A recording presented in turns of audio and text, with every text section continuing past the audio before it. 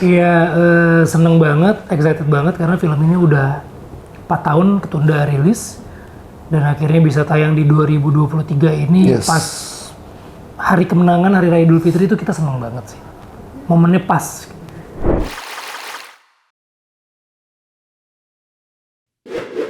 Kalau saya begitu ditawarin tuh memang benar-benar bertanya-tanya juga sih kenapa saya ya.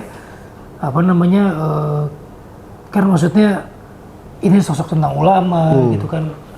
Saya pikir orang yang punya pengalaman agamanya yang lebih bagus lah mungkin yang biasa untuk merankan film ini. Tapi ternyata enggak.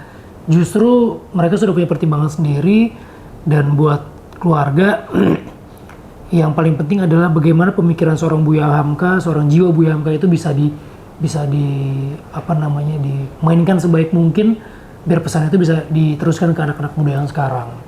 Bukan masalah mirip atau nggak mirip. Yeah.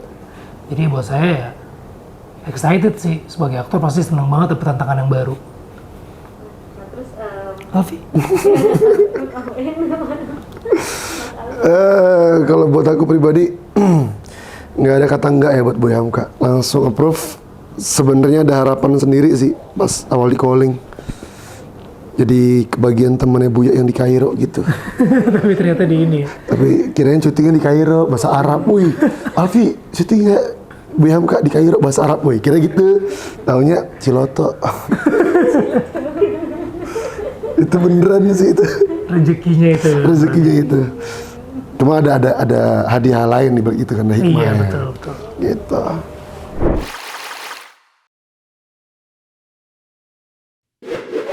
Jadi kalau Buya Hamka itu ceritanya tuh memang panjang sekali sih, memang dari mulai dia lahir sampai ketika dia diangkat jadi ketua MUI yang pertama. Tapi memang karena ceritanya itu begitu sulit untuk dipotong, dihilangkan gitu. Jadi diedit memang jadi dibagi 3 volume gitu. Volume pertama itu dari Buya Hamka menikah sampai sampai masa kemerdekaan, proklamasi. Setelah itu Buya Hamka sampai ketua MUI. Volume ketiganya flashback ke Buya Hamka muda. Dari situlah masing-masing volume itu punya cerita dan punya kisah perjuangan Buya yang beda-beda gitu. Yeah. Dan memang susah untuk dibuang lah scene itu. Gitu. Bagus semua soalnya. Iya, karena Buya ini bukan hanya seorang pejuang nasional, beliau juga seorang ulama, sastrawan besar, jurnalis, dan yang paling penting dia juga seorang keluarga, imam dalam rumah tangga. Ya.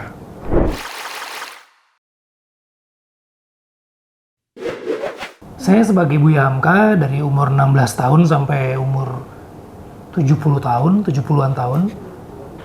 Dan saya sebagai Dadang mendadak jadi sahabat ya Buya Hamka di lapas. Iya.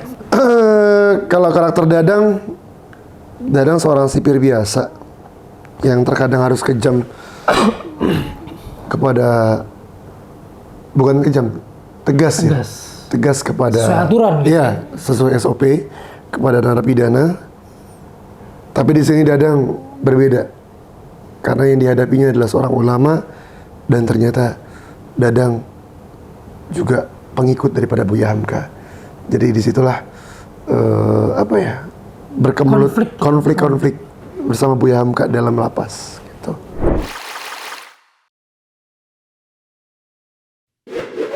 Tantangannya memang cukup besar gitu karena periodenya sangat panjang dari muda sampai usia senja gitu. Yang pasti bertemu dengan keluarganya, mencari tahu sosok Buya itu seperti apa. Karena footage video tentang Buya Hamka itu memang sangat sedikit sekali gitu. Cuma ada ketika beliau ceramah itu pun cuma sebatas duduk. Jadi baca lagi buku-bukunya, riset lagi tentang Buya di masa-masa perjuangan pasca kemerdekaan dan ketika di penjara gitu. Jadi memang cukup banyak riset yang harus saya lakukan untuk bisa masuk di mana periode-periode Hamka itu ada gitu. Kalau Dadang sih sebenarnya tokoh Dadang tuh ada. Di novel juga ada.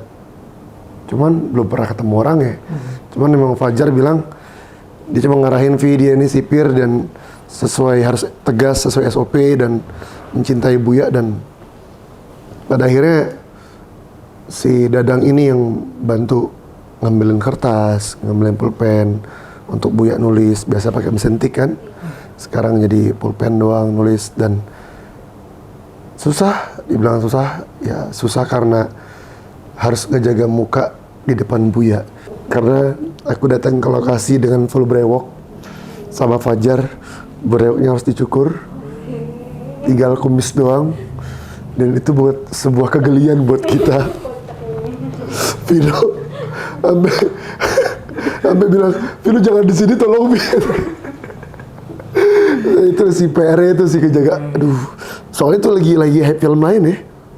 Apa tuh? Oh Freddy. iya, lagi ada Freddie Mercury. Iya. Mercury dia, sipir mirip Freddie. Mirip lagi ya mungkin. Aduh ya Allah. Tapi part yang tadi Alfi jelaskan mungkin tuh ada di volume kedua. Ya. Di volume 1 juga ada apa Dadang dan ini, tapi Kisi-kisi lebih dong. detailnya tuh di Di volume dua. kedua.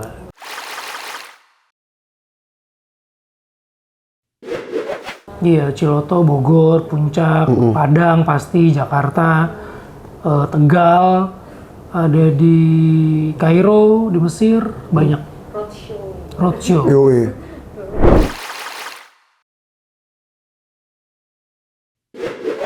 Kesan kalau saya pribadi, Buya Hamka seorang yang sangat luar biasa gitu, seorang yang punya banyak dimensi. Sebagai ulama dia berjuang untuk agamanya, sebagai pahlawan nasional dia benar-benar bergerak turun untuk mempertahankan dan memperjuangkan kemerdekaan.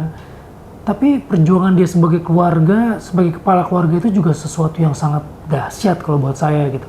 Dan ini bisa menjadi menjadi bahan renungan saya gitu loh. Bahwa dalam di masa yang sebenarnya sekarang udah gampang ini, tantangannya mungkin udah nggak seberat Buya dulu. Kita kadang-kadang masih ngoyo gitu loh menjadi seorang manusia. Sementara Buya yang perjuangannya itu paralel sebagai kepala keluarga, sebagai pejuang nasional, sebagai pahlawan, sebagai ulama, itu harus berjuang di berbagai macam dimensi dan bisa gitu.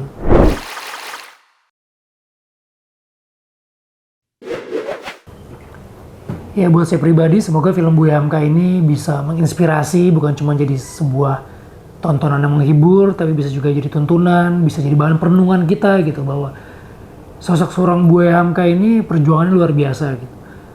Buat seorang pejuang, ulama, sastrawan, tidak sedikit dia menerima fitnah gitu, ujian dari Allah, tapi dia berhasil bangkit.